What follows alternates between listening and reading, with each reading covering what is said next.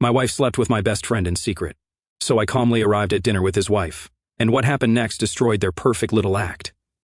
8 years of marriage, and I thought I knew my wife very well. Turns out there's one mood I hadn't cataloged yet, the "I'm screwing your buddy and you're too stupid to notice" mood. Well, she was wrong about the last part. Grab your popcorn and listen to this story till the end. It's absolutely worth it. The whole thing started subtly. Melissa and I, 34, male, had been doing couples game nights with our friends Chris and Ariel every other Friday for about 3 years. A little bit about us. I own a boat repair and sales business. Melissa does corporate sales for a big hotel chain. Chris is an insurance broker, and Ariel works as a logistics coordinator for a shipping company. Standard suburban friendship package. But around February, Melissa started getting all dressed up for game night. Way more effort than she ever put in for date nights with me. We're talking expensive jeans, the perfume she saves for special occasions, hair done like she had a photo shoot, makeup, the works. Now don't get me wrong, I never had a problem with her looking nice, but this was new. My wife had always kept it simple and natural. So one Friday I watched her spend 40 minutes on her makeup. "Are you getting ready for the Oscars or something?" I joked. She didn't even turn around. "I like to look nice." "Is that a crime now?" "No, but we're going 2 blocks away to eat chips and throw cards." She finally looked at me in the mirror. "Maybe if you cared about how you looked, I'd put in less effort elsewhere." Silence. I was wearing clean jeans and a shirt. Apparently I should have shown up in a 3-piece suit. "What the heck do you mean?" I asked. "Nothing, sweetie. Let me finish." She smiled. At Chris and Ariel's place that night, I noticed other things. She laughed way too hard at Chris's jokes, even though they were terrible. I'm talking dad joke at a funeral level bad. "Why don't scientists trust atoms?" Chris asked, grinning. "Because they make up everything." Melissa nearly spat out her drink laughing. Ariel gave her husband that embarrassed look. I just sat there and cringed hard. And I caught it. She touched Chris's arm when she laughed. Chris's eyes did this little flicker thing, quick glance at her hand, then at me, then back to the table like nothing happened. Ariel was in the kitchen grabbing more drinks and missed it. I filed it away in the mental folder labeled weird. Investigate later. The next morning, Melissa was up early Saturday and dressed like she had a business meeting. "Where you headed?" "Gym." "Then some errands." "Which gym?" "The usual." "Why are you interrogating me?" "Because you hate the gym, and it's 8 a.m. on a Saturday. You usually don't achieve consciousness until 10. She grabbed her keys with an annoyed huff. "I'm trying to be healthier. Sorry if that bothers you." She was gone for 4 hours. Came back with 1 grocery bag containing yogurt and granola. 4 hours for a single bag. I'm not a detective, but I can do basic math. This wasn't adding up. My brother Danny stopped by the shop on Tuesday. He's younger than me by 3 years, but somehow has his life together better. He's a physical therapist, married to a woman who actually likes him, lives in one of those houses where everything matches. He took one look at me and knew something was off. "How's Melissa?" "Fine." "Why?" "Because you look like someone pissed in your coffee and you drank it anyway just to prove a point." Poetic. "She's been weird lately." "Weird how?" I told him about the gym visits, the game night situation, the general vibe that I'd become an NPC in my own marriage. Danny shook his head. "Daniel, I love you, but you're being a dumbass. Check her phone."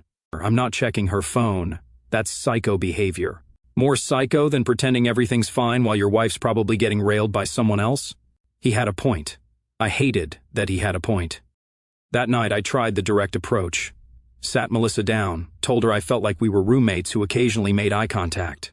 "I need to know if something's going on. If you're done with this, just say it." She sighed. "You're being dramatic. I've been busy with work. The Riverside contract is killing me." "The Riverside contract, right? Is that what we're calling it?" Her eyes went cold. "What's that supposed to mean?" "Means you're gone all the time. You're distant when you're here, and you look at me like I'm an obligation you forgot to cancel." She went upstairs. I sat there for another hour thinking. Friday rolled around again. Game night at our place this time. I grilled burgers, made my famous garlic fries. Chris and Ariel showed up at 7.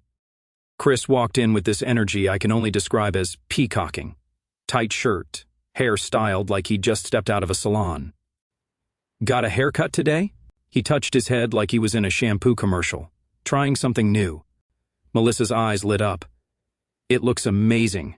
Really brings out your jawline." I nearly dropped the spatula. Since when did Chris's jawline look like it was built by a committee that couldn't agree on angles? The night got worse. They kept having these little moments. She'd pass him a drink and their hands would touch too long. He'd make another garbage joke and she'd laugh like it was Chris Rock's best work. Ariel noticed too. I could see it in how she went quiet. Around 10, Melissa went to the bathroom. Chris checked his phone, smirked at something, then got up.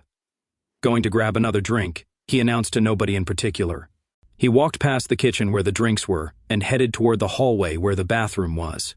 I looked at Ariel. She looked at me. We both knew. I stood up, forgot something in the garage. Be right back. Instead, I went to the hallway and stood around the corner. Sure enough, Chris was waiting outside the bathroom door, like a freaking creep. Melissa came out. They didn't see me. He whispered something. She smiled, touched his chest. He grabbed her hand, squeezed it, let go, and they heard Ariel laugh at something on her phone in the living room. I walked back to the garage, stood there for a minute, letting my blood pressure do its thing, then grabbed a random screwdriver I didn't need and went back inside. The rest of the night I played it cool, laughed at the right times, made conversation, watched my wife screw my friend while his wife sat 3 feet away drinking and pretending her marriage wasn't imploding. After they left, Melissa went straight to bed without a word. I stayed up and opened our credit card statement online. Started seeing charges I didn't recognize at first, then recognized all too well. Lunch spots on days she said she was at the office. A hotel charge from 2 weeks ago when she told me she was at a hospitality conference in the city. The conference was local. Her hotel chain hosted it at their flagship property 20 minutes from our house. She'd charged a hotel room to screw Chris. The rage started building slowly, like pressure in a sealed container. By the time I finished going through 6 months of statements, I knew exactly what I was going to do. I took screenshots of everything on my phone, opened a separate bank account the next morning online, and transferred half our joint savings. If this was going where I thought it was going, I wasn't about to get cleaned out. Monday afternoon, I texted Ariel, "Coffee this week? Need to talk about something." She replied within a minute, "Thursday work?" 2 p.m. We met at a place downtown, far from anywhere either of our spouses would randomly show up. Ariel looked tired. She didn't waste time. "You know, don't you?" "Yeah, you?" She nodded. "Been suspecting for a while. Found a receipt in his pocket last month. Dinner for 2 at that Italian place he claims he hates. Said it was a business dinner on Valentine's Day." She laughed, no humor in it. March 2nd, week after Valentine's, I got flowers and a card. She apparently got lobster. I slid my phone across the table, showed her the credit card charges, the hotel receipt, screenshots of texts I'd finally managed to see where Melissa talked to her friend Jenna about seeing him and how exciting it was. I'd grabbed her phone while she was in the shower that morning. Ariel looked at everything. Her face didn't change. She just absorbed it like she'd been preparing for this moment. She looked up. "What do you want to do about it?" "I want to burn it down," she said, calm as ordering coffee. But smart. "I'm listening." We spent 2 hours planning. Turns out Ariel's not just a logistics coordinator. She has a finance background from before kids, used to work in auditing, handles their household accounts, knows where every dollar goes. And Chris had been sloppy. He'd been pulling money from their joint account, small amounts, told her it was for client dinners and golf outings. Let me guess. No golf outings? She shook her head. I checked with his regular golf buddies through their wives. He hasn't played in 2 months. We compared notes. The timelines matched perfectly. Charges lined up. Dates they were both busy aligned. There was one text I showed Ariel, the one I'd screenshotted from Melissa's phone that morning. Melissa to Jenna. "Chris's wife is so clueless, LOL. We literally made out in his car outside their house last week while she was inside." Ariel's jaw clenched. "That was last Thursday. I was home with a migraine. How do you want to play this?" She thought for a minute, then smiled. "Chris's company is having their annual dinner next month. Big fancy thing, all the partners and clients. He's up for a promotion." She leaned forward. "Melissa's hotel chain is providing the venue and catering this year, right?" "Yeah." She mentioned it. Said she had to coordinate it for work. "Perfect. Let's give them a night they won't forget." We started coordinating. She'd dig into Chris's finances more. I'd keep tracking Melissa's movements. We'd meet weekly to compare notes and plan. Before we left, Ariel grabbed my hand across the table. "Thank you for not making me feel crazy." "You're not crazy, they're just assholes." Then we walked out separately like two people who just had a forgettable business meeting. That night I went home and made dinner. Melissa came home at 8, said she'd worked late. How was work? Exhausting. The usual. She didn't notice I'd opened a separate account, didn't notice I'd moved money. She ate, scrolled her phone, and went to bed. I stayed up late, started making a folder on my laptop, every piece of evidence organized like I was building a legal case. My phone buzzed. Ariel found a credit card I didn't know about. He'd been hiding charges, hotel rooms, jewelry, lots of jewelry. She didn't get the jewelry. I checked Melissa's jewelry box while she was at work the next day. Nothing new, told Ariel. She replied, "He's buying gifts for your wife with our money, and I'm supposed to be the oblivious housewife." Cute. This was going to be fun. Ariel and I met every Thursday for coffee. She brought a notebook to our third meeting. Opened it up. Chris has been withdrawing cash, not from our joint account. He opened a new one I wasn't supposed to know about, but I found the statements in his gym bag when I was doing laundry. How much? 12 grand, over 4 months. Jesus. On what? She flipped a page. Hotels, restaurants.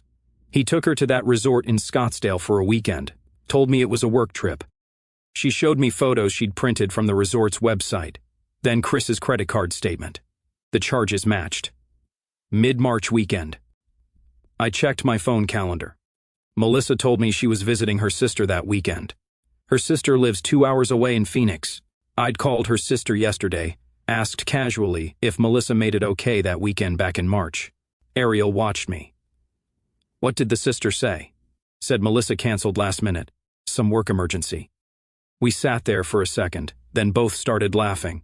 The kind of laugh you do when shit's so absurd you either crack up or crack in half. "We're living in a budget porno." Ariel snorted into her coffee. "At least pornos have better dialogue." Over the next 3 weeks we gathered everything. Phone records, hundreds of texts and calls between them. Most deleted from their actual phones but still on the carrier records. Credit card statements, hotel receipts. But we still needed visual proof, something undeniable. That's when I decided to take matters into my own hands. The following Wednesday I called in sick to work, then sat in my truck outside Melissa's office building and waited. Sure enough, around 11:30, Melissa walked out, not alone. Chris was with her. They got into his car together. I followed them from a distance, staying a few cars back like I was in a shitty spy movie. They drove to a hotel, about 20 minutes away.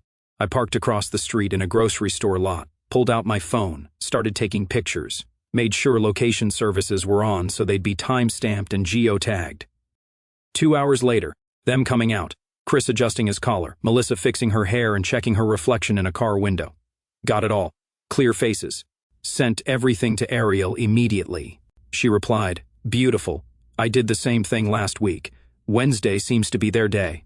We had them dead to rights. The company dinner was 2 weeks away. Chris had been prancing around like he'd already gotten the promotion. Melissa kept talking about the event. Ariel and I finalized our plan over Thai food that Thursday. Here's what we do. Ariel pulled up the seating chart for the dinner on her phone. I volunteered to help organize it since they needed someone who understood logistics. So I helped arrange the tables. Chris and I are at table 4 with his boss and the senior partners. You and Melissa at table 6 with her regional manager and the corporate sales team. Perfect. Ariel smiled. "I'm going to give a toast." "A toast?" She nodded. Chris thinks I'm doing the supportive wife thing, talking him up for his promotion, standard corporate spouse BS. But I'm going to toast to honesty, loyalty, partnership, all while this plays in the background. She showed me her laptop. She'd created a photo slideshow in PowerPoint. Said she told the event organizer it was a tribute to company values. At first glance, it looked like a sweet montage of couples and company success. Stock photos mixed with some real company photos, but mixed in. Subtle at first, then more obvious, were our photos. The ones we'd taken, time-stamped, geotagged, clear as day. That's wild. She closed the laptop. "I'm not going down quiet. And neither should you." I raised my cup. "To burning it all down. To salted earth," she smiled. The 2 weeks crawled by. Melissa kept up her routine. Chris and Ariel came over for game night one more time, and Chris had the audacity to win at Scrabble and gloat about it. Ariel played her role perfectly, supportive wife, while she was about to nuke his career from orbit. The night before the dinner, Melissa actually asked me to help her zip up her dress. How do I look? You look great. She smiled. First real smile she'd given me in months. Thanks. This event's a big deal for work. Could lead to a promotion, if I handle it well. Yeah, I bet. The company dinner was at this downtown hotel ballroom. 200 people, open bar, fancy multi-course meal. I wore my good suit, the one I keep for weddings and funerals. Melissa wore a black dress. We arrived separately. I walked in at 7, found table 6. Melissa was already there laughing with her CO workers. She saw me, waved, and went back to her conversation. Chris and Ariel were at table 4. Ariel caught my eye across the room, gave the tiniest nod. Showtime. Dinner started. Speeches happened. Chris's boss talked about company values, integrity, trust, partnership. The irony was so thick you could spread it on toast. Then came the recognition portion. They called up 3 people getting promoted. Chris was the last one. He walked up to the stage like he'd already won an Oscar, shook hands, accepted his new title, Senior Account Director. Ariel stood and clapped with everyone else, smiled like a proud wife. When Chris sat back down, Ariel stood up again, clinked her glass with a fork. The room quieted down gradually. I'd like to say a few words if that's okay. Chris's face went confused but pleased. Ariel walked to the front. The organizer handed her a microphone. She looked completely calm. What happened next was caught on at least a dozen phones, but I'll tell you how it felt in real time. I want to thank everyone for being here tonight. She paused. Chris works so hard. Late nights, weekend trips, client meetings. She clicked the remote she'd gotten from the AV guy. Told him she had a surprise presentation for her husband. The big screen behind her lit up. In fact, he's been working so hard I wanted to share some of his recent achievements. The slideshow started. At first it looked normal. Photos of Chris at work events, at the office, shaking hands. Then it shifted. A photo of Chris and Melissa entering a hotel. Another of Chris and Melissa at a restaurant holding hands across the table. The room went silent. Ariel kept talking. These are my husband's real achievements. 6 months of lying, $12,000 of our joint savings spent on hotels, restaurants, and gifts. She clicked again. Bank statements appeared on screen. Charges, hotels, jewelry stores, restaurants. Chris stood up, face red. Ariel, what the heck? Ariel cut him off. I'm not done. She looked at the screen. This jewelry, $4,000. None of it for me. She looked directly at Melissa. Did you get the earrings, or did he cheap out? Melissa's face had gone white. Everyone was staring. Her regional manager, her CO workers, random people from Chris's insurance firm. I stood up, walked to the front. Melissa's been working hard too, I said. I pulled out my phone, connected it to the presentation system, showed everything I had. Then I showed the screenshot. Melissa to Jenna. Chris's wife is so clueless, LOL. We literally made out in his car outside their house last week while she was inside. Ariel walked up next to me. I was inside with a migraine that night, wondering why my husband was taking 45 minutes to check the mail. The room was dead silent. People were holding their phones, some recording. This was going to be on every group chat and social media page by morning. Some were just trying not to laugh. Chris tried to salvage it. This is insane. This is slander. Ariel held up a folder. These are divorce papers, already filed, already served. You can pick up your stuff from the driveway. I had the locks changed this afternoon. I pulled out my own folder. Same for you, Melissa. Separate accounts established. You'll hear from my lawyer Monday. Melissa stood up. The panic in her eyes was priceless. She tried to walk toward me. Daniel, can we just... No. I kept my voice level. We can't. Chris's boss stood up. Older guy who looked like he wanted to be anywhere else.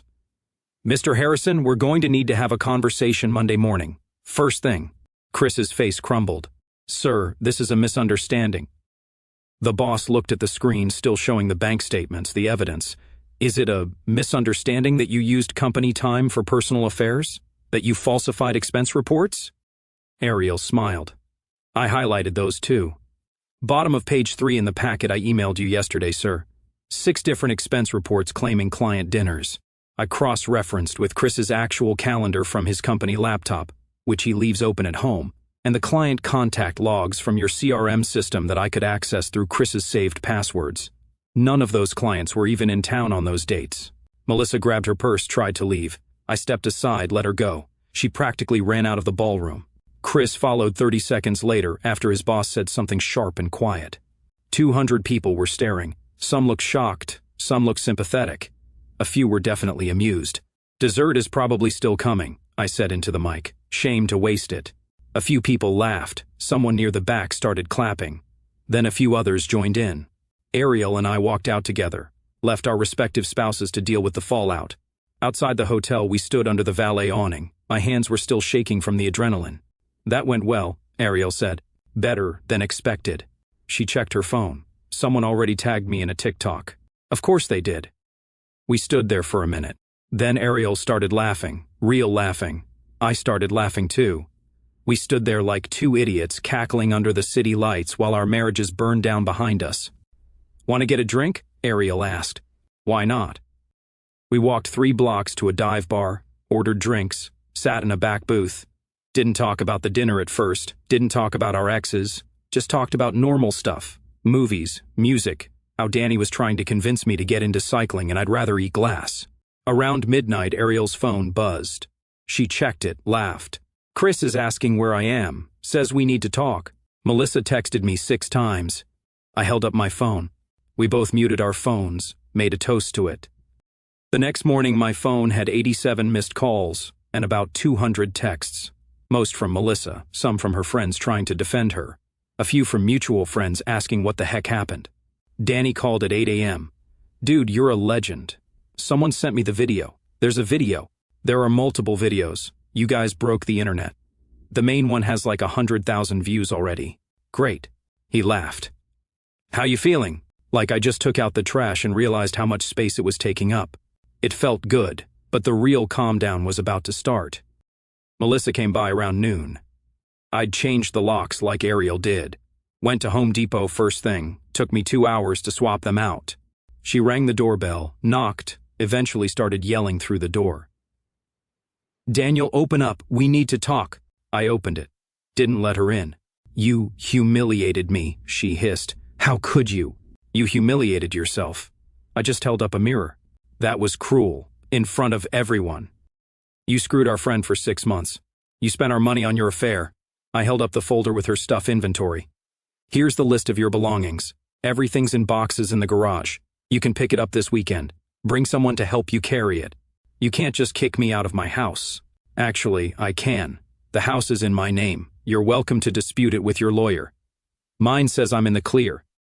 Her face cycled through about 6 emotions, landed on desperate. "Baby." She reached for me. I stepped back. "We can fix this. Counseling, therapy, whatever you want. I don't want anything from you." She tried tears. They didn't work. "You'll regret this," she said, venom creeping back in. "Doubt it.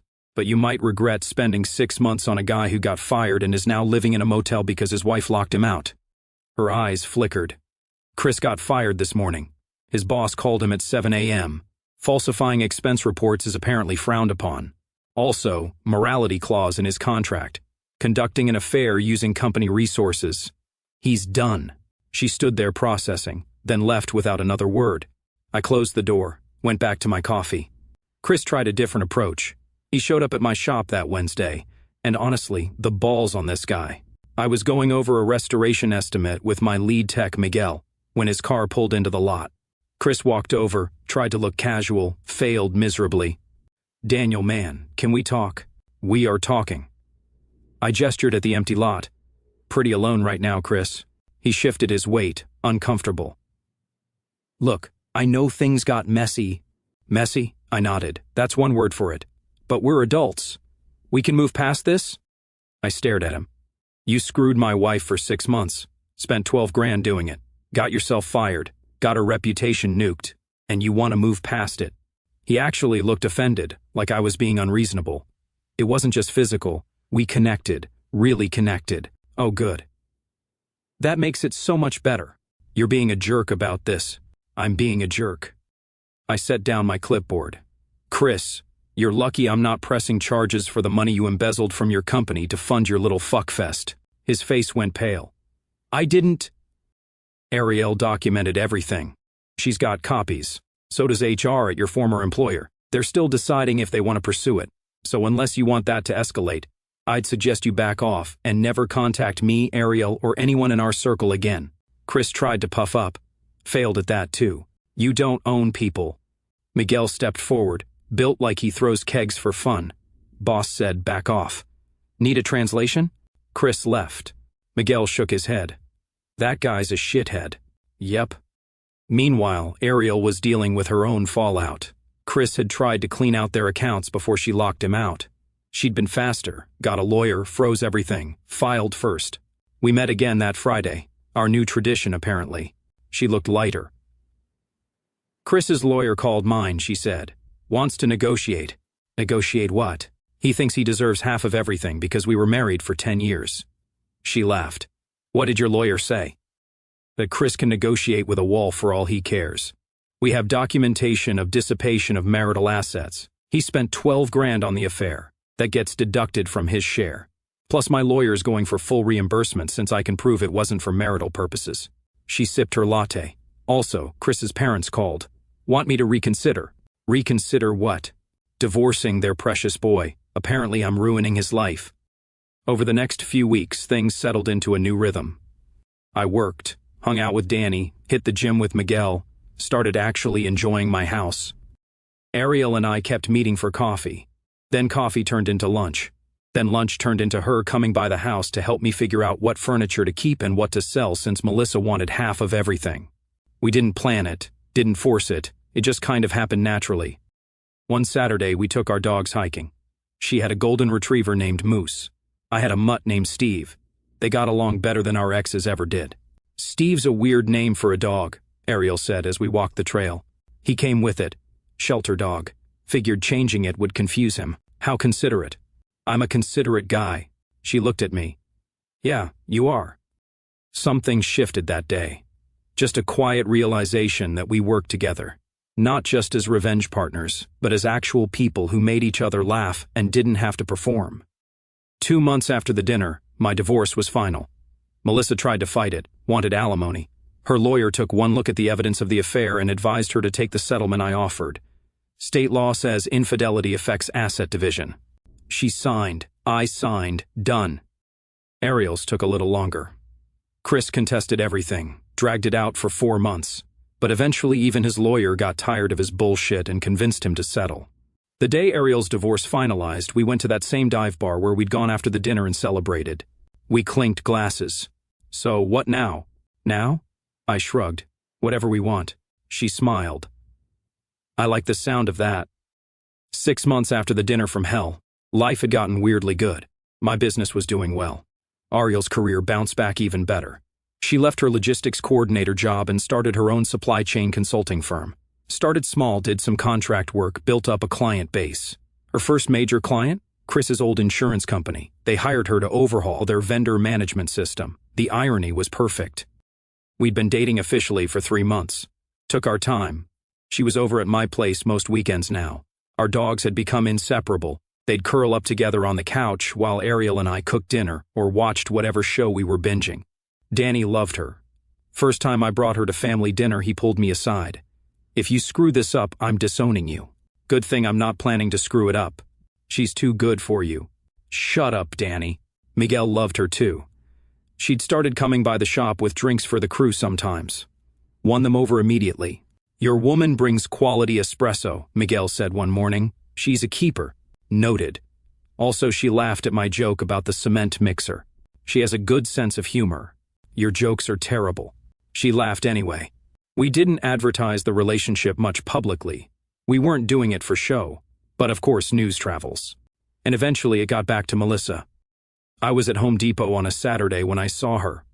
She was with some guy I didn't recognize. Young, probably mid-20s, wearing a graphic tee and ripped jeans like he was auditioning for a boy band reunion tour. She saw me, Daniel. Hey, Melissa. The guy next to her looked confused. This is Connor, she said. My boyfriend.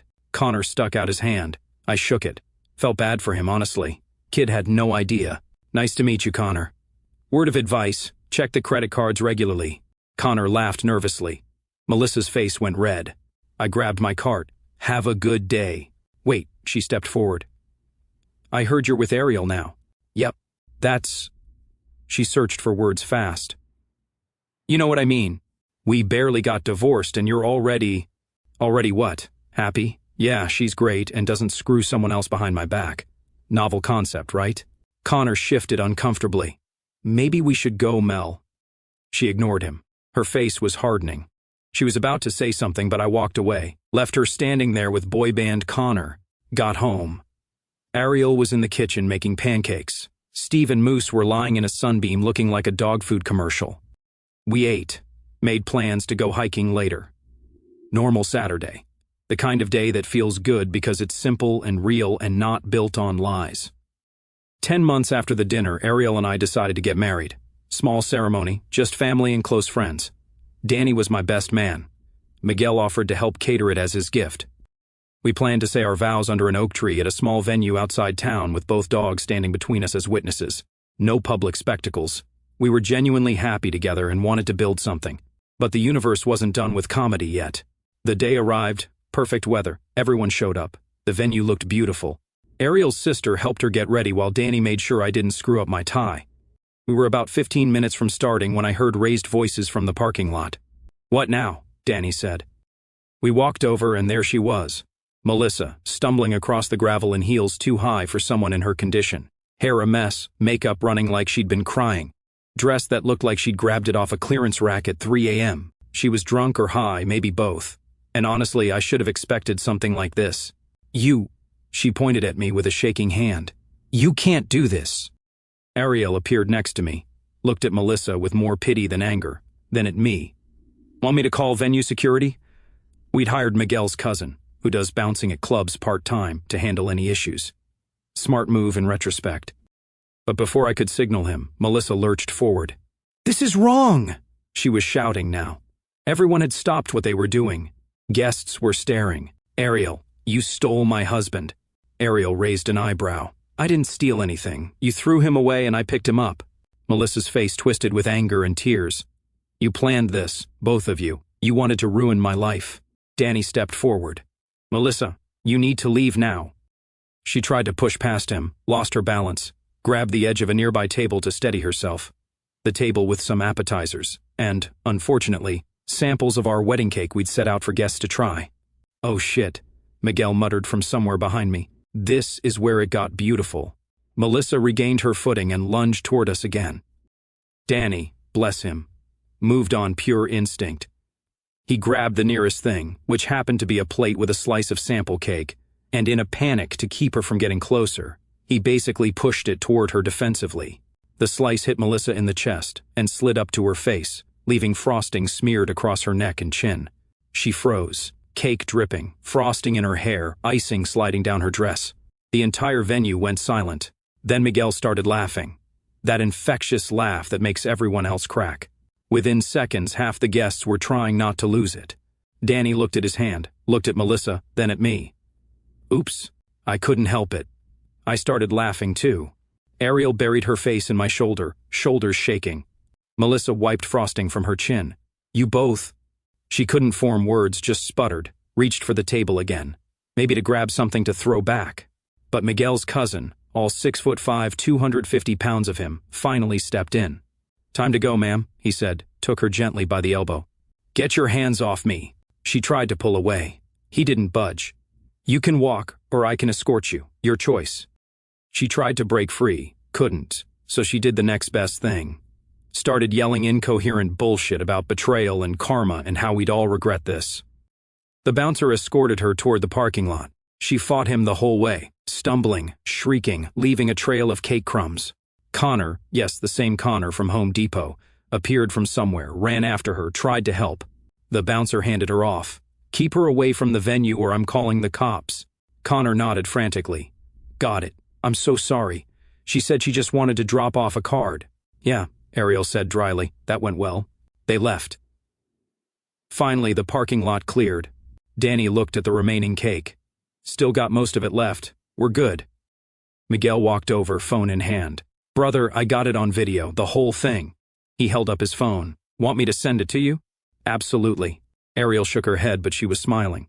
"She showed up drunk to ruin our wedding but failed spectacularly," Danny added. "Because I have excellent panic reflexes." Ariel started laughing again. I pulled her close. You okay? She looked at me, at the venue full of people who were now talking excitedly and probably already texting everyone they knew. Yeah, she smiled. Actually, I'm great. That was the most satisfying disaster I've ever witnessed. We cleaned up. The ceremony started 20 minutes late. Nobody cared much. If anything, it broke the ice and gave everyone something to talk about.